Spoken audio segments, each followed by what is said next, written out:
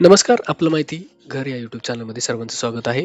अ, update आहे Pune MHADA lottery संदर्भातलं जे काही अ, ज्यांचं ॲप्लिकेशन जे आहे, ड्राफ्ट ॲप्लिकेशन पब्लिश झाल्यानंतर रिजेक्टेड लिस्टमध्ये आहे, त्यांच्यासाठीचं हे अपडेट आहे.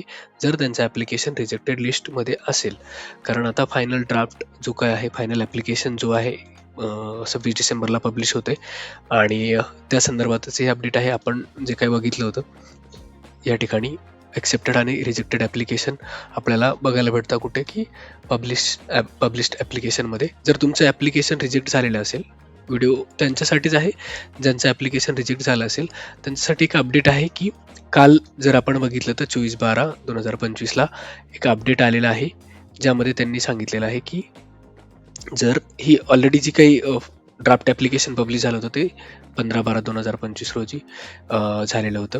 तर त्यात जर तुमचं कागदपत्रांमध्ये फेरतपासणीमध्ये जर ॲप्लिकेशन रिजेक्ट झालं असेल आणि ते रिजेक्टेड ॲप्लिकेशनच्या लिस्टमध्ये असेल, तर तुम्हाला 15 तारखेला जर बघितलं तर तेव्हा 1च दिवसाचा कालावधी दिला होता. पण कालच्या अपडेटनुसार अजूनही वेळ आहे.